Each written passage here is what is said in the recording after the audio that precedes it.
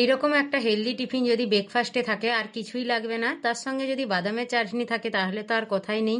যারা একটু হেলথ নিয়ে কনসাল্ট তারা এই রেসিপিটা বানিয়ে নিশ্চিন্তে খেতে পারে। এই রেসিপির জন্য 1 বাটি সুজি নিয়েছি আর 1 বাটি টক দই। এবার ওই দইয়ের বাটি ধোয়া অল্প জল দিয়ে ব্যাটারটা বানিয়ে 10 মিনিটের জন্য চাপা দিয়ে রাখবো। 10 মিনিট পর দেখুন সুজিটা কতটা ফুলে গেছে।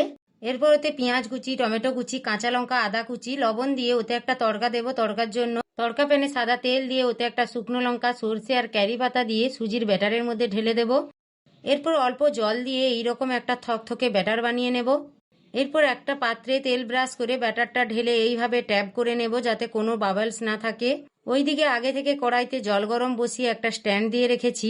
এবার ওই স্ট্যান্ডের মধ্যে সাবধানে পাত্রটা বসিয়ে দেব। ভাপে 20 মিনিট রান্না করে নেব। 20 মিনিট পর একটা কাঠির সাহায্যে চেক করে নেব ভেতরটা হয়েছে কিনা। দেখুন কাঠিতে লেগে যাচ্ছে না আর হাতেও লেগে আসছে না। আমাদের টিফিনটা একদম রেডি। এবার ঠান্ডা করার পর কেটে বাদামের চাটনির সঙ্গে বা অন্য কোনো চাটনি বা শুধুই আপনি খেতে পারেন। আজকের এই ভিডিও যদি ভালো লাগে তাহলে অবশ্যই লাইক, কমেন্ট, শেয়ার করবেন।